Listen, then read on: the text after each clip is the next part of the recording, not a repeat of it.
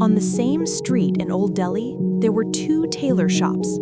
They sat side by side, separated only by a thin wall, but inside they were worlds apart. Ramesh's shop was chaos, fabric piled everywhere, half-finished garments hung from every hook. His sewing machine chattered from dawn until midnight. Ramesh himself was always moving, always stitching, always exhausted. His eyes were red from lack of sleep. His back ached from constant hunching. He ate at his machine, never stopping. "I work harder than anyone," he would tell customers. "That's why my work is good." Across the wall, Suresh's shop was an island of calm. Bolts of fabric stood neatly organized by color. His sewing machine was quiet more often than not. Suresh sat in the corner, sipping tea, reading, thinking. When he worked with precision, not speed. His stitches were perfect. His fits were flawless. "I don't work hard," he would say with a smile.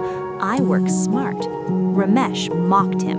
"That lazy tailor, he'll be out of business in a year. You can't succeed without hard work." One day, a wealthy merchant came to the street. He needed 2 suits, identical in every way for his twin sons who were getting married on the same day. He gave 1 suit to Ramesh, 1 suit to Suresh. "Same cloth, same design, same deadline," he said. "1 week, let's see who does better." Ramesh started immediately. He cut fabric frantically. He sewed at top speed.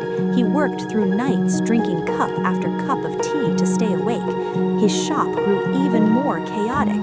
He made mistakes, had to redo sections, wasted hours fixing errors caused by rushing. By day 6, he was barely standing. The suit was done, but barely. The stitches were uneven in places. The fit was slightly off. He was too tired to notice. Across the wall, Suresh did something different. He spent the first 2 days just thinking, measuring, planning. He created paper patterns, tested them, adjusted them. He laid out the fabric carefully, ensuring every piece fit perfectly with 0 waste. He sharpened his scissors, oiled his machine, prepared his threads. Then he worked. 4 hours on day 3, 4 hours on day 4. The suit came together effortlessly, each piece sliding into place like it was meant to be there. By day 5, he was done. He spent day 6 resting, pressing the suit perfectly, adding small details that made it special. The merchant returned on day 7. He saw Ramesh first, pale, shaking, barely awake, holding a suit that was fine, acceptable, nothing special. Then he went to Suresh's shop. Suresh greeted him calmly, offered him tea, and presented the suit. The merchant's eyes widened.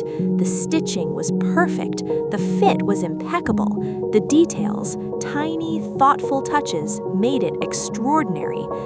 "How?" the merchant whispered. "The same cloth, the same time. How is this so much better?" Suresh smiled.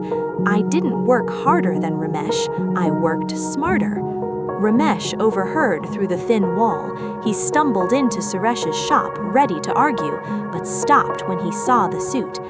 "How?" he asked, not with anger, but with wonder. Suresh gestured for him to sit. He poured tea. "Ramesh, how many hours did you work this week?" Ramesh said, 18 hours a day, 126 hours total." Suresh nodded. "I worked 6 hours a day, 36 hours total." Ramesh stared. "But how did you do better with less?" Suresh leaned forward. "Because I spent my time thinking, not just doing. I planned before I cut. I prepared before I sewed. I rested so my mind was clear. You worked yourself into exhaustion, and exhaustion makes mistakes. I worked myself into flow, and flow creates perfection." He pointed at Ramesh's chaotic shop. "You confuse activity with achievement. You think if you're moving, you're progressing, but sometimes the most important work happens when you're still, thinking, planning, preparing." Ramesh sat in silence for a long time. Then he looked at his own shop, the chaos, the exhaustion, the mediocrity. "What do I do?" he whispered. Suresh smiled. "Close your shop for 3 days. Rest, think, plan. Then come back and work, but work differently." Ramesh did it. He closed his shop, slept, ate properly, thought deeply. He redesigned his workspace. He organized his tools. He created systems. When he reopened, something had changed. He worked fewer hours, but his work was better. He had more customers, but less stress. He earned more money, but had time to rest. Years later, both shops thrived side by side.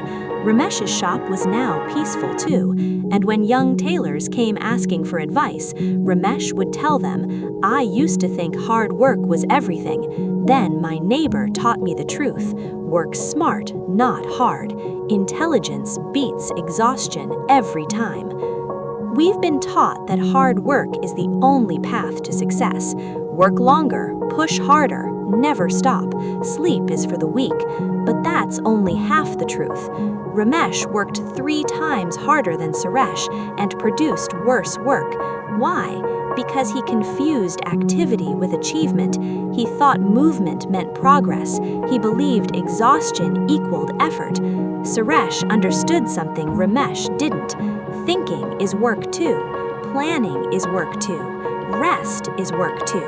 The most important work often happens when you're sitting still, sipping tea, letting your mind find better ways. Working smart means planning before doing, preparing before starting, resting before exhausting, thinking before acting. Working hard without working smart is just busy work.